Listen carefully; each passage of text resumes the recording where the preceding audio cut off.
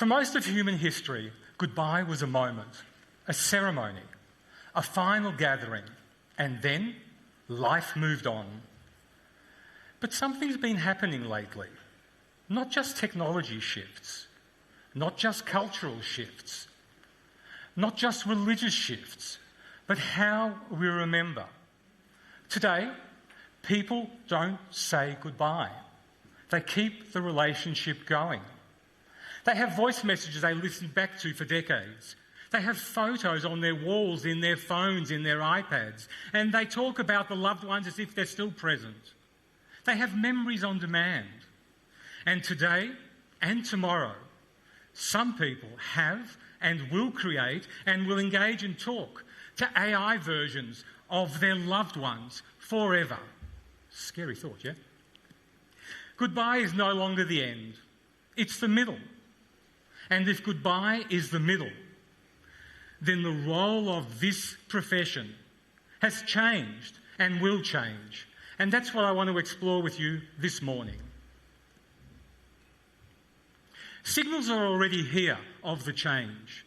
When I step back and look at what's happening around the profession already, you start to see signals everywhere. Celebration funerals, green burials, natural burials, end-of-life doulas, and technology preserving memory and relationships. These aren't predictions. They're signals, clear signals from the future to today, things that are already happening. And sometimes, just sometimes, they show up in ways that surprise people. For example, there was a memorial service very recently in Australia, a funeral service, that played itself out in a very unusual way.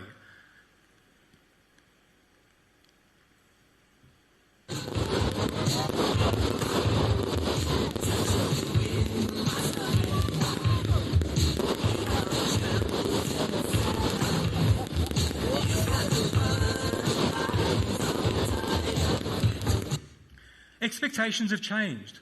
20 years ago, this would have been impossible. When I was telling you from a stage in New Zealand that we were going to talk about social media, we were going to look at the way the world will change with this damn thing called the internet, that culture was going to take us away from religious dogma as the main emphasis on the way that we practice funerals. When I talked about the reality that loved ones would like to come in, use PowerPoint, use live streaming, all those things you take for granted now, was so unusual 20 years ago that it seemed as if it would never be a part of this industry. It seemed like a madman going a step too far. Over the last 20 years, I've drunk a lot of Kool-Aid. I've seen a lot of things. And I want to share with you some more of this madman's thoughts of what I think the next 10, 15, 20 years are going to be. You are a robust, important industry. I don't say that because I stand in front of you, but I have a handful of industries that I've worked with for decades who I consider to be the wise elders of a society. Somebody who does for somebody else when they can't do for themselves. Somebody, even if they are not a mainstream part of somebody's life, is contacted in times of stress and de-stress and lifts them up and holds them up and takes them through a process that for many, of course, is life-shocking, life-altering. You do that for them. But in return, they want more of you now. Not better, not worse, just an evolution. They want this memorial, they want this funeral to be in a way and a guise that makes sense to them. And again, this morning, I want to take you on that journey. I want to show you what it is that possibly some of the world may want from you. All conversations with me are never an or and. This is not asking you to change your business model. It's not asking you to not do what you've done before. But what I am imploring you today is for the next few minutes is just to expand your horizon. Even though it may seem impossible, even though it may seem a step too far or many steps too far, I'm asking you to think broadly, because on behalf of those that will come in front of you over the next years and decades, they will look to you for guidance of how best to use, how best to instruct, and how best to memorialise and remember their loved ones in some of these future landscapes. With all of that, I say to you again that I believe the role of the profession has changed. Many of us in the room, me especially, remember a funeral very much along these lines: traditional, religious, respectful, known, where it was obvious who the funeral director was going to be because it was the same one that Grandpa had, that Auntie Mabel had, that Uncle Joe had. It was a default mechanism, and that's the way we were when we met all those years ago and in the many conferences I've done since. But you know better than I that the world has changed beyond that, that this is one important flavour of a funeral, very important. But there are other ways now.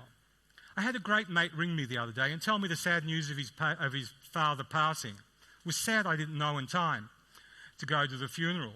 But what I loved was he was a man of my age, very old, and he didn't say that there was a funeral. And with nothing, he is not part of this industry, does not speak these words, but he said very clearly to me, Dad had a ceremony last week, and it was wonderful.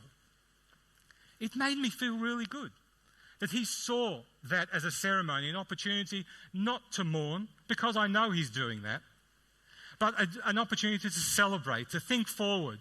And you and I are already in a world where we know that often our loved ones will come to us, our clients will come to us and ask us not for a traditional funeral, but still as respectful, and want something that is more celebratory, more about them, more about their PowerPoints, more about them getting up and making presentations, perhaps a coffin that they all will draw on or write something on. Again, they're looking for this hyper-personalisation. And this is part of the world that you and I are moving into. The reality is that for most of history, remembrance lived in a physical space. You know, up until 100 years ago, most people were not remembered, because unless you were rich and had somebody that could paint your picture and put it up on one of those wonderful walls that we all see in those documentaries, nobody ever saw the face after you left this planet. In the last 100 years or so, that's changed. We have photographs. We have the ability to be able to see beyond the grave, to be able to say to the next generations, this is what Grandpa looked like, this is what great-grandma looked like, this is what he or she did in their life. And increasingly now, with our new technologies, with our phones, with our iPads, with the ready amount of information that you and I store, we're able now to share those not as only static memories, but as living, vivid memories of somebody who is no longer here nor able to speak for themselves. I labour this point because a lot of what I'm about to say moving forward is based on that cultural shift, because 20 years ago, that was a step too far. 20 years ago, most people memorialised and left, and the loved one was left where they were and they moved on with their lives. Today, what we have is a very, very different landscape.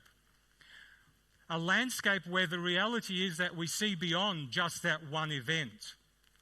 I want to ask you a quick question. This is about your business itself, not about anything but the logistics of it. I want to ask you, where does your business make most of its money today? Be nice with this first one.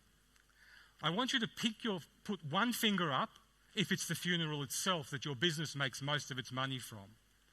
I want you to put 2 fingers up for me if it's the time around the funeral. And I want you to put 3 fingers up for me if it's across the wider relationship with families. So can I ask you to show me, with a show of fingers, 1, 2 or 3, where does your business make most of its money from now? 1, 2 or 3, hands up. This is audience participation time. So what we seem to have around the room is mostly ones, which is of the funeral itself. Again, this is not better or worse. This is a matter of being realistic about where we make our money. What's interesting is that many of the clients, many of the industries that I work with are very traditional. They are very much like you. They are focused on making money, having business and doing great work in an atmosphere that has made sense to them forever. There is nothing wrong with that. It's absolutely perfect.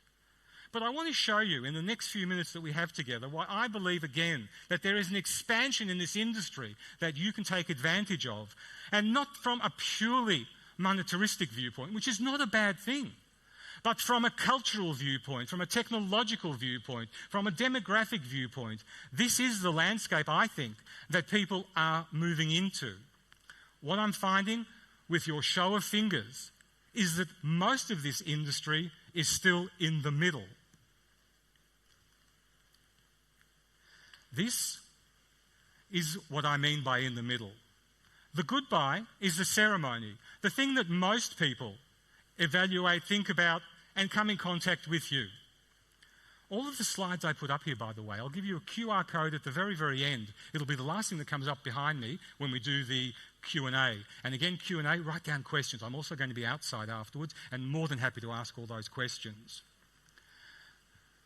What we're talking about here is the reality that goodbye is definitely the integral, central part of what you do and will do ongoing.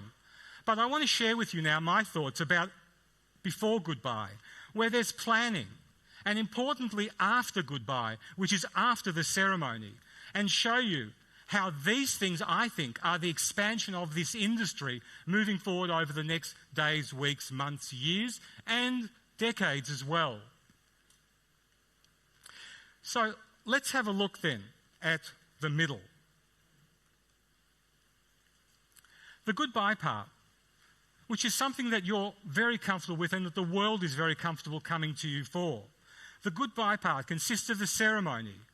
It consists of the burial, the cremation, the legacy recording, the tributes, all of the physicalities that you provide, the loving service, the caring attention, the brand name that they come to you for, the expectations that they have of you, and the recommendations they have about you. All of those things make up the goodbye, the central part, where most of you, by a show of fingers, said that that's where business core is. I think, again, that there is an expansion here that we can move into, and that society wants us to move into this. And the reason I share this with you, and I'll say this again and again, the reason I share this with you is I believe and I know, as you have been throughout the millennium, you need to be the stewards of these spaces. They may not be natural places for you to be yet, but these are all part of the goodbye. They are very much part of what you do, just extensions before and after. And that's why I say to you, I want you to experiment, to explore how you can build in these things, because I want the world to come to you for this, because you have the expertise for this. You are the wisdom holders of this. Nobody else should do this for you or for us, except for you. Before goodbye, I know that many of you already offer pre-arranged funerals. But before goodbye is a really strange place, because what I've found over the last 10 or 15 years across many businesses, and yours particularly, is that the thought of death is not as scary as it once was. It's not as taboo as it once was. And that's not for everybody, I understand. But the reality is, for a growing number of people, it's a conversation that they're happy to have. Not one that they want to have immediately, but happy to have. And what they're looking for is guidance, long before the goodbye, the physicality of it. What they want is to come in contact with people, to understand what's available to them, to look at the end-of-life planning with somebody who's credible, not just the funeral, but how that latter stage works out at. I'm going to show you a model in a couple of slides down as well, because my expectation is not that you take on the burden of this, because I understand that there is already too much on your plate. But that doesn't forgive or excuse you from not saying that there is a range of services that my business can offer you. That's what we're talking about here, augmentation and extension. I also believe that pre-goodbye, before goodbye, is about legacy storytelling. I showed you in the earlier clip the reality that many people, a number of people, one person I think, is starting already to use what are called death bots, starting to use artificial intelligence, starting to scrape together the memories, the sayings, the tonalities, the voice, the look, the feel, the intonation of those that are imminently passing on. And they're doing it in a way to be able to record that individual, because using artificial intelligence, there's that word again, seems like not a part of our industry. But it is, and it will be, like internet, like the PC, Like many things that we thought in the beginning were just a step too far away from the traditional legacy that we have, I'll show you shortly why I think artificial intelligence will be a tool like any other tool in your range of activities that you can do. It's not going to take away your job. It's not going to make your children stupid. It will be a range of tools, as the internet is, as the PC is, as social media is. All of those things are part of our tomorrow landscape. I want to show you and talk to you about the notion now that there are death doulas on our doorstep. Something that I think would have been a tough industry to try and sell, or a tough profession to try and get into only 5 or 10 years ago. There is a rising group of people that are comfortable, able, willing and skilled at helping people to take their final goodbye and their families. Again, I see that as a range of services that you might provide. Again, not through your own hands or through your own doors, but through your brand, through your awareness, through the reality that that person, that family, that group will one day imminently make contact with you. But you're saying to them that we are so much more than that. Of course, if that's what you want from us, we are thrilled and pleased to help you in that hour. But we can, with your need and your permission, should you wish, help you to take the journey to get there as well. These are the augmented products and services, I believe, that you can provide. And the after goodbyes is the digital memorials that some of you are already experimenting and playing with.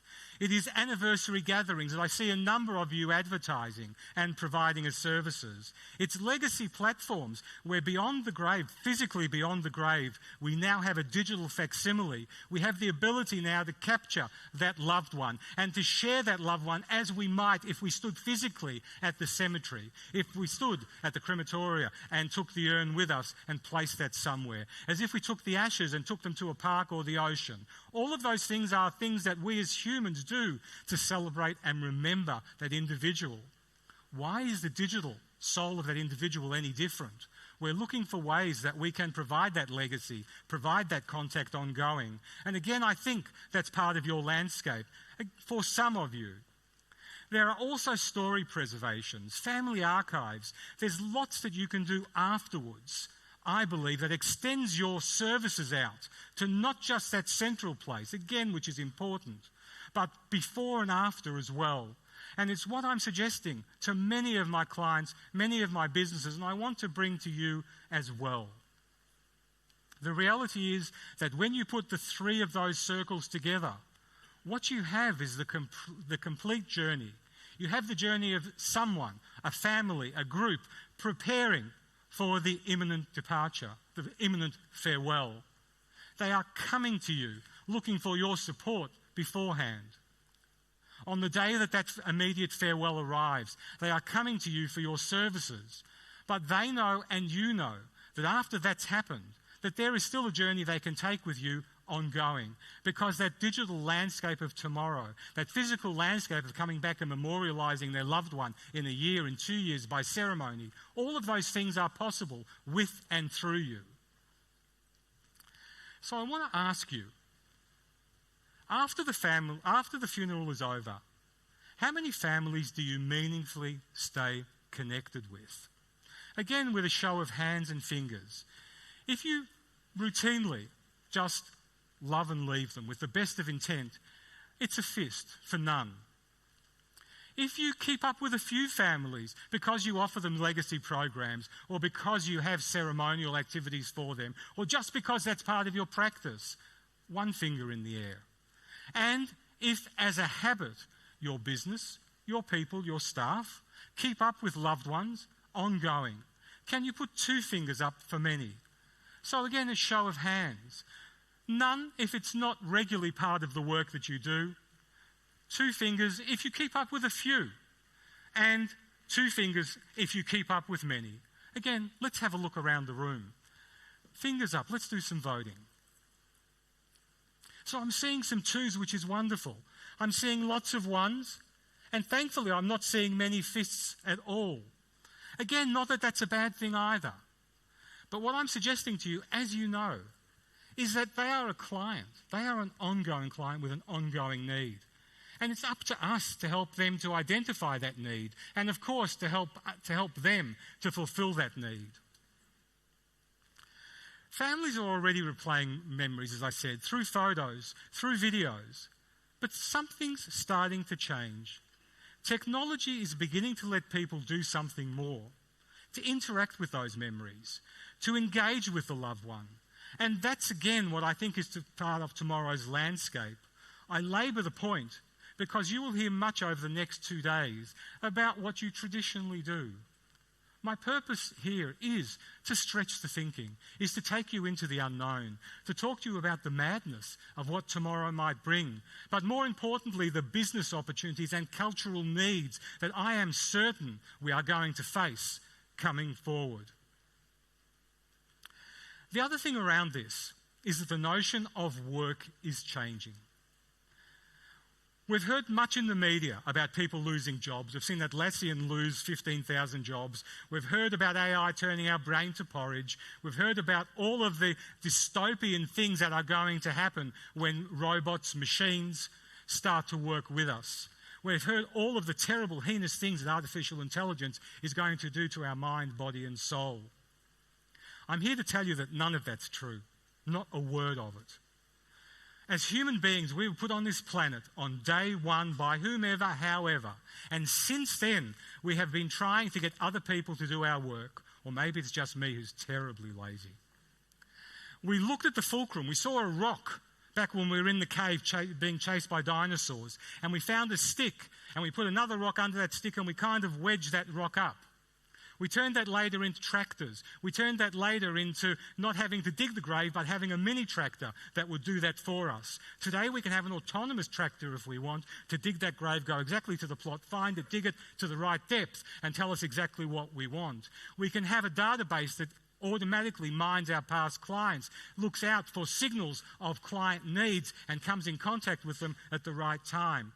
Machines are things that do routine. They do over and over and over again really well. Why should we as humans?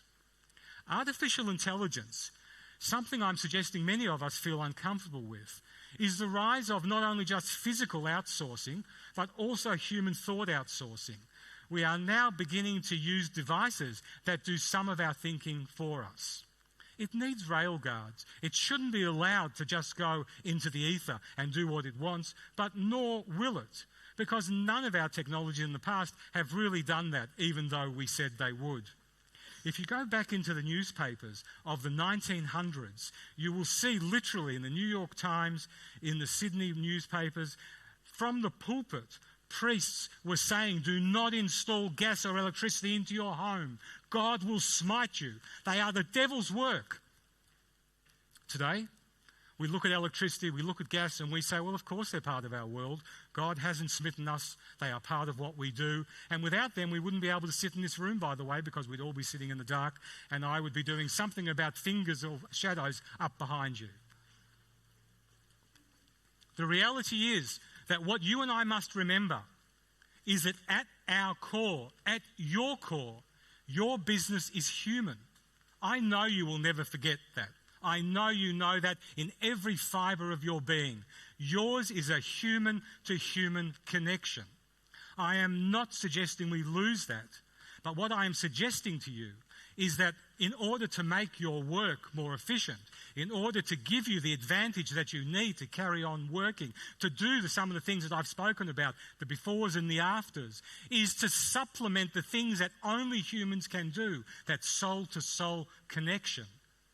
To supplement that, we can use great tools that are on our horizon, both internally to make our businesses work in different ways, but also externally to help us connect with communities and communities to us. The reality is that work will evolve for me. In my model, I call this humand. H-U-M-A-D, M-A-N-D, human and. Because I believe that what we're moving into is a world of tasks, not work. Tasks. Single things we need to do. The family comes in, we need to greet them. We need to take them in, they need to choose coffins. Each one of those is a task. And if we break down work into tasks and begin to question how that task is best done, whether it's best done by a human, better done by a piece of machinery like an Excel spreadsheet, or is it best done by AI, we can begin to supplement the work we have always done physically with these tools at our hand. Human work. Again, I'm imploring you, and I know that I don't have to, because this, I know, is where your heart sits.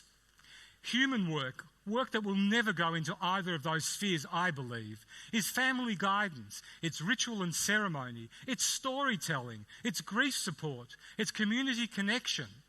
Those things are things that will remain with you. But there is work beyond that. There is machine work that can be done. Things that don't require you physically or mentally to be there 24/7.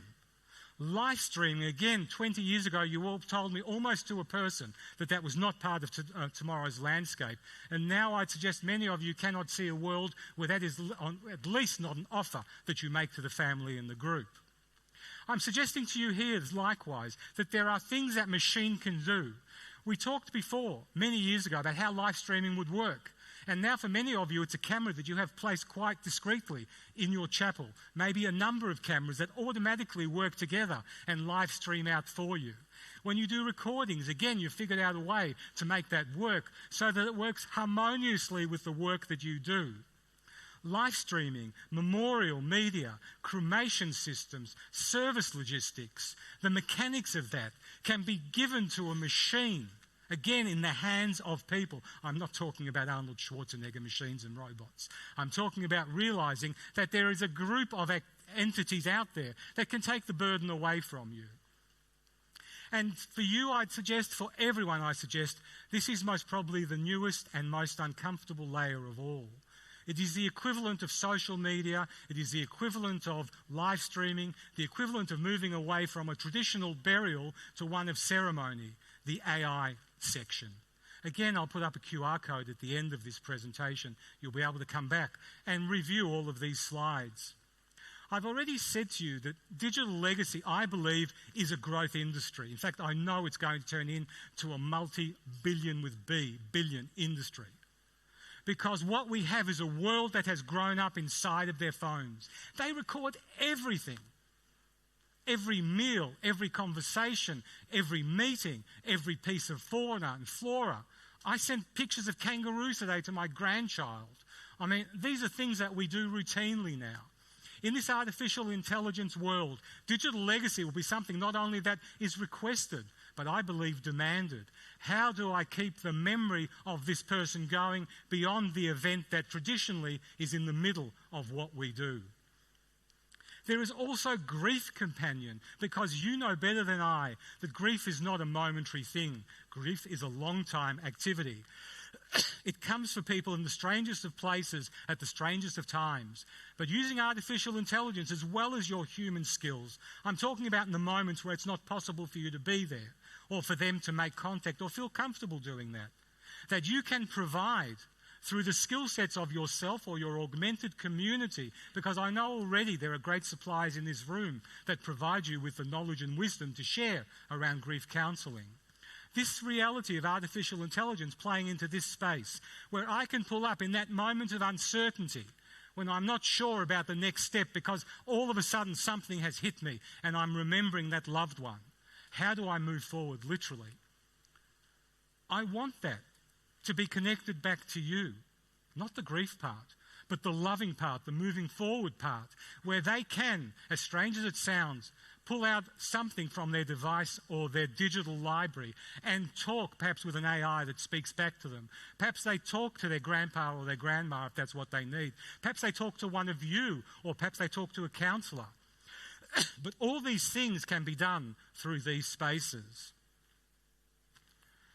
What I'm asking for really is that you see that the work that needs to be done, not as a burden for your 2 hands and your 2 feet or your staff, but rather as looking at which tasks can be done by you, the people that you employ, which can be done by looking at technology that you bring in that allows you to streamline what it is you do, And increasingly, how do you use artificial intelligence externally to connect with community, but also internally to connect with your paperwork, with your lodgements, with your activities, with your scheduling? If you have not played with artificial intelligence and AI agents or agentic, which are all very big, very strange, very scary words, but each of those is an extension. The latest of them is agentic, and the word comes from agent. Agent means somebody or something that does something for me. It will be possible in the not too distant future. In fact, I would suggest that many of you will have this over the next 5 years and plus. A system that allows the loved one in the family to come in and out of your physicality by doing digital conversation, by providing digital lodgement of documents, or perhaps talking to somebody in that space. This is how I think work will evolve both internally and externally to allow you to do the things that I believe the community wants of you without adding that extra layer of burden to you. We also know that the world of work has changed, that you don't necessarily have to have the staff internally to do all of it. It is possible now to hire contractors. It's possible to go online and to find somebody to design the brochure or to do a piece of work or to create something for you. That's somebody that comes for a reason, not a season. When you're looking at your staffing, I'm suggesting to you that you look across all of these. Of course, maintain your core staff. Goes without saying. I've said that you are the most human of human industries. I am not for a moment suggesting anything else. But where you need additional skills and perhaps don't need them ongoing, perhaps we look at other ways to bring physical people in, even if it is across the sea and digital landscape. Perhaps we do it through artificial intelligence by looking at how we create systems around us, or perhaps it's by using machines and technology to be able to provide the services, products, internally and externally, that you require. Which for me means that we're looking at the expansion of goodbye. This is the business model that I think I would love you to at least grapple with from now until. I think that this, like many industries, helps to give a very robust view of what you are, helps to connect you earlier in the cycle than it might have done otherwise, and importantly, keep you in those people's thoughts and hearts for much longer, which of course then leads to that return business, continual conversations that you so desperately, as a business owner, need and want to have. The expansion of goodbye for me looks like this. The goodbye, the model that sits most comfortably with you, and at this stage I will say the world, is the ceremony, the funeral service, the live streaming, the memorial media, the rituals and the tributes, and all of the other physicalities that people come in to you for. I was speaking to someone last night at dinner and having the conversation around how difficult it is at times to sit with a loved one who doesn't know what it is they want, who doesn't understand what's available to them. And at that time, as you know better than I, they're not really in a space or a mind where they're taking information in quite logically. They are dealing with emotion. What do you say to them at that time when you're trying to do, as you do so well every day, trying to comfort them and trying to guide them through a process of maybe this is what they would have liked, or this is how we memorialise, or this is what we do, perhaps this is what occurs at the grave, or perhaps this is what happens at the crematorium. You're offering them your wisdom and your skill set, trying to understand what they want from you, so you can give them the burial, the ceremony, or the farewell that they are craving for, that will leave them with the memories that they want to have ongoing. Again, these are part of the toolkit I'm suggesting to you. This expansion of goodbye might be things that you offer to some people because it makes sense for them and who they are and where they are and what they want. So beyond the goodbye, we have a range of services that might perhaps fit in to some of those people. Before death, we might offer advanced planning, helping people to come to terms with what is ahead for them and for their loved ones. As difficult as it is for many people to have had that conversation in the past, as I've said to you already, I see strong evidence as a culture, as a society, that our Western society is shifting to where there is at least an ability or a desire to have the conversation when people know that they have to, when they know it's something that they must deal with. And for many people, especially the younger demographics, despite what we hear about them, loving, caring, desiring people, they want to kind of plan that process ahead of time. They don't want it to just occur and for them then to think about what might be required. I think there's the ability there to jump in and to help them to extend your brand and your abilities into advanced planning, into legacy recording, into end-of-life doulas, into family storytelling and digital memory capturing.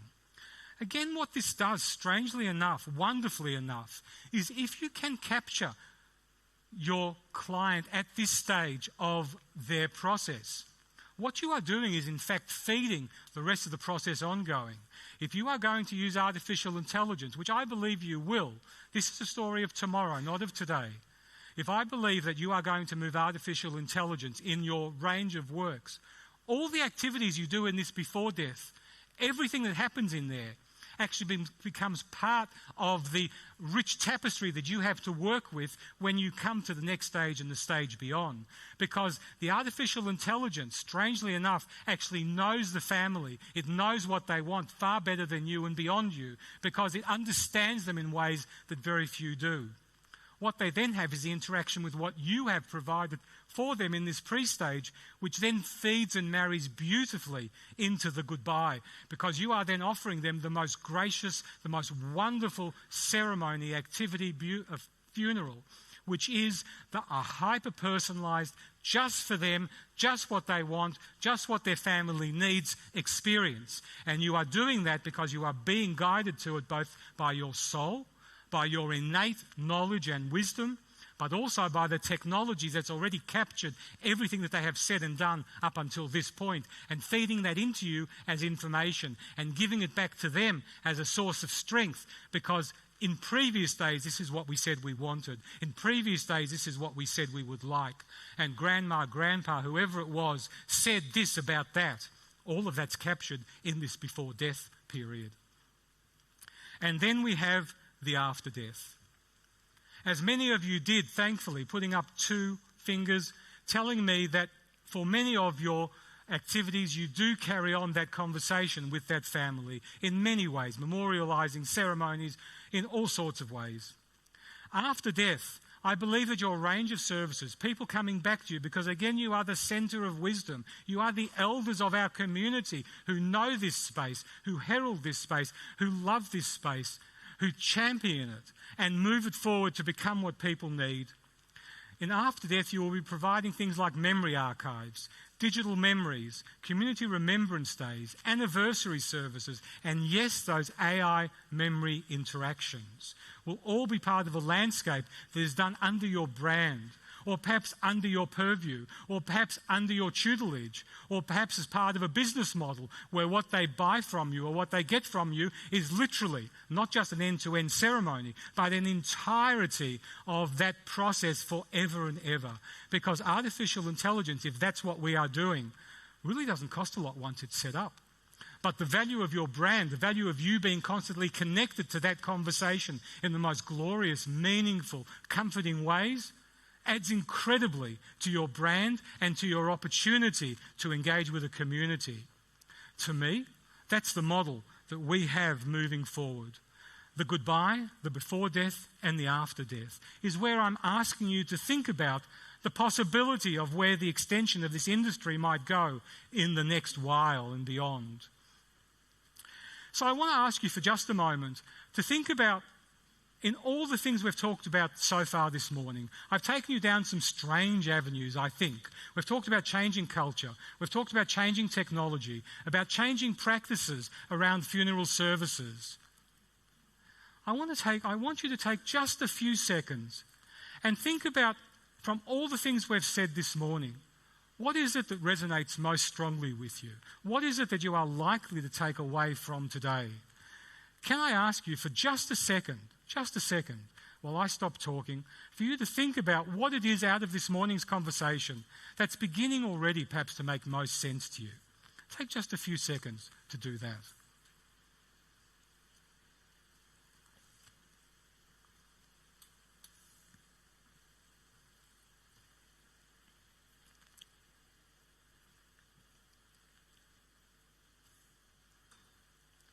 The reality is that the real opportunity of tomorrow sits in this conversation and the conversations you will have over the next 2 days.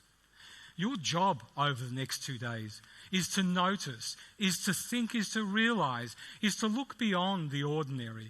You come here with the most incredible charter, and that's why I love coming to this conference. You've given yourself 2 days out of your business to think differently. Today, tomorrow, and if you were here yesterday, that's not business as usual. That's business as wonderful. That's what this conference is about. It's about really stretching your mind. Yes, you can discount the things I say. I'm not asking you to take these as predictions, but perhaps as seeds of conversations moving forward. I want you to think about, as you move through the next 2 days, I want you, as you hear the other wonderful speakers up on these stages, as you talk to each other outside, and importantly, as you talk to all the wonderful providers over lunch and your morning teas, I want you to think about, what is it that should begin before goodbye? What are you hearing that might actually feed and seed that before goodbye thought in your conversation when you go back to business as normal on Monday or Tuesday? What should deepen the goodbye? What have you learnt? What have you heard? What have you been challenged by that will deepen the core of what you currently do and offer? And importantly, what might continue after goodbye? What is it that you can already do today? Because you should not take out of this that you need artificial intelligence or machines to do any of the things I've talked about before, during or after. You can do them right now just by being human, just by seeding the conversations, by doing what you can with them, by forming relationships with other people in this room or outside who may be able to provide the services that help you to give this vertical or horizontal set of services, even though you don't have or want the skill sets internally to do it. That thinking across those questions will give you the wisdom to choose forward. I was lucky enough 6 months ago to travel back to India. I don't know how many of you have been to Varanasi in India. It is the most glorious, wonderful place where a group of people go actively to die. It is their lifelong ambition that when they are taken from this earth, that they die in Varanasi, because they believe that their soul will be elevated past 120 incarnations straight to Buddha to sit at his feet. The reality of going there is strong and palpable. It sits through families. People that know that they are imminently going to pass will, if they can, fund their trips, or their families will fund their trips to take them to Varanasi, because it is such a holy place to take their last breath. They will then be taken into a ceremony which is held by a community 24 hours a day, where they are cremated. The most glorious, wonderful, celebratory conversations and activities happen as their ashes are gathered and put into the Ganges River. For this group of people, the goodbye has never sat in the middle. It's always been much harder. It's always been part of a much larger goodbye. They knew goodbye was never the end. The reality is, increasingly, as we walk into tomorrow's landscape, that our farewell already starts long before for many and extends much after for many. What I suggest to you is that what people really want from you in their heart of hearts, is that the relationship with their loved ones live on forever. Thank you.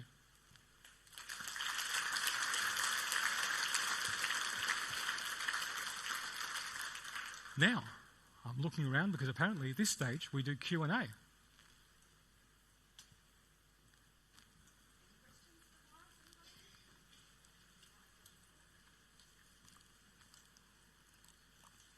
Have I stumped you? Do you want me just to go, pack my bags, leave?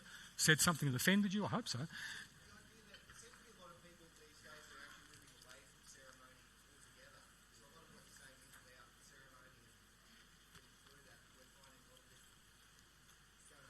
Yes. Yes, absolutely. And the reality for what you're saying, the reality of what you're saying is absolutely true. But because they don't have a funeral, Yeah, let's go back over my analogy. Because they don't have a funeral and they move to ceremony was already a step too far for many people in this room a long while ago. Yeah, it's not part of what we do. It's not, it's not the way that my parents did it when they ran this business, and it wasn't the way Granddad ran this business either. This thing about bringing balloons in, doing PowerPoint, and having a clown ain't me and ain't happening in this funeral. I'm suggesting to you that what you're saying is really the next evolution of that.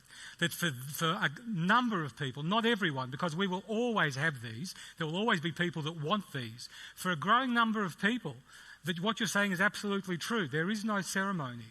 My best friend's mother died a year ago. I'm somebody who comes from a very, very ritualised set of activities, yeah? You know exactly step by step by step by step, and if you didn't do step by step by step, Grandma would come and give you that, yeah? I mean, literally is what you were told. The reality was that his mother passed. It really happened very suddenly. My best friend, his mother passed. I got a phone call to say his mother had passed, and by that stage she had already been cremated, and they had already taken her off, and he will not say where or when, and there was no ceremony attached to it whatsoever. That's what the family wanted, but it still required you to be there. It may not have been in the traditional way that did, but they still need you to be there because they can't do it on their own and they shouldn't do it on their own. I know there are bare funerals. I know there are lots of things knocking at your door that seem to take these things away. But your strength is not in that physicality. Your strength, I believe, is in the ability to guide people through whatever it is they want to do to get them from where they are to where they want their loved ones to be and for them to carry on with their loved ones into that journey of tomorrow. So I'm saying to you, I wouldn't fight it. I would find a way to build together product and service that gives them what they want. And it may not be the traditional, it may not be as deep, and it may not be as meaningful, and maybe it's not even as profitable as it once was. But I think it should be a part of your business model where you do some of those. The other reality, and I'll finish on that point, the other reality is that somebody, somewhere, and they may be in this room already, will turn that into a business model and just do that part and do very, very well out of it. Again, that's not better or worse. That's a reality of business today. So you don't have to do it if it's not part of your model, because you should never, as a business, offer something that's not in your heart and your soul. You just can't do it, especially in this stage. But if it is, I would see it as something that they're requesting of you. The fact they've come to you, to me, says that it's an honour that they've come to you to ask for your help in whatever guise that is, to do that.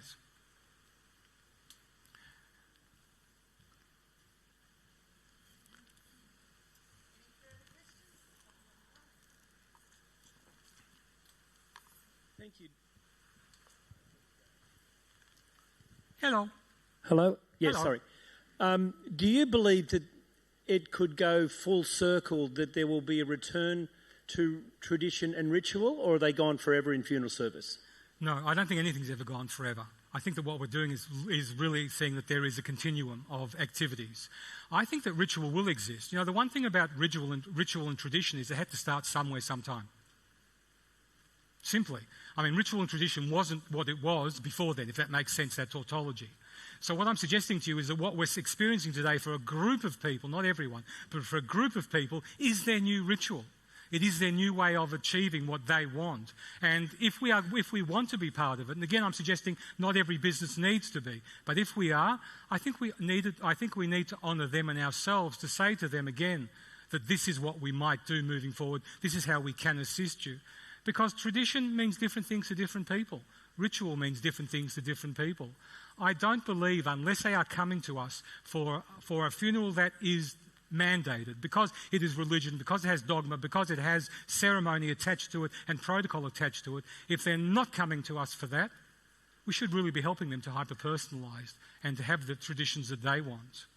So yes, I think it's coming back in a strange way, and I think people will always harken back to it. On that point too, because it's just come to mind, is the one thing I'm finding with all this artificial intelligence and technology is in fact the exact opposite of what everybody says will happen, and to your point, thank you for making it, that people actually want more human connection than ever.